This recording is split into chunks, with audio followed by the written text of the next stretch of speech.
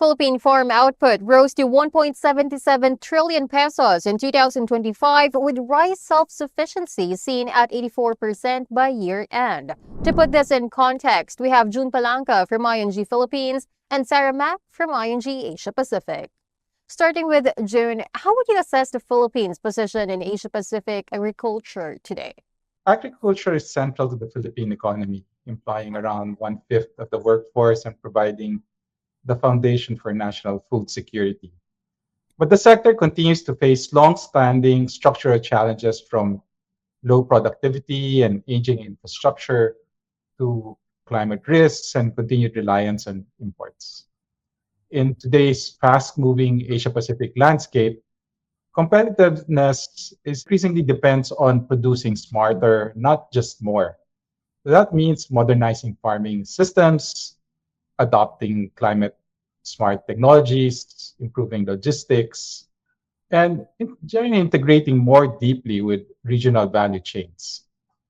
Without right policy reforms and sustained investments, agriculture can evolve into a far more resilient, competitive, and growth driving sector for the Philippines.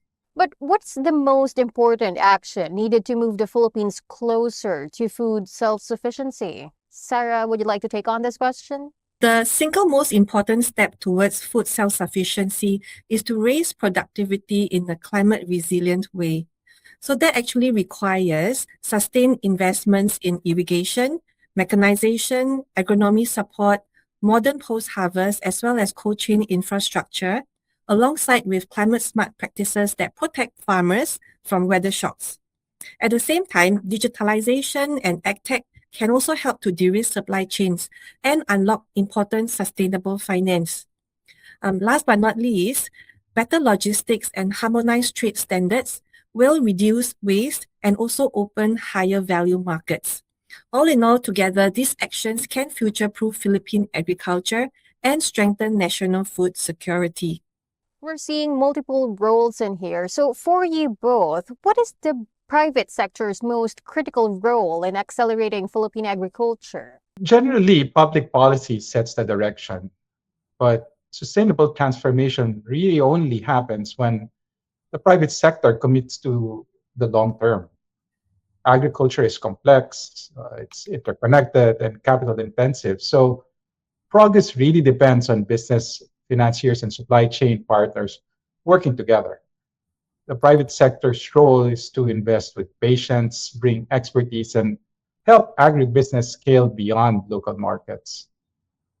Here at ING, what that really means is supporting Philippine companies as they integrate into the regional or global value chains, as we facilitate trade or pursue outbound growth. Our global network gives us a clear view of where demand is emerging and how Philippine agriculture can position itself to compete. Yes, June, you're absolutely right.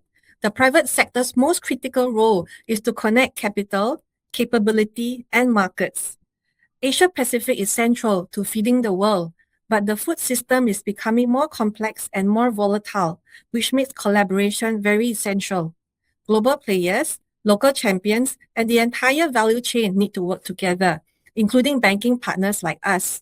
That's why ING has expanded its food, beverage, and agribusiness coverage in APAC as part of its global platform.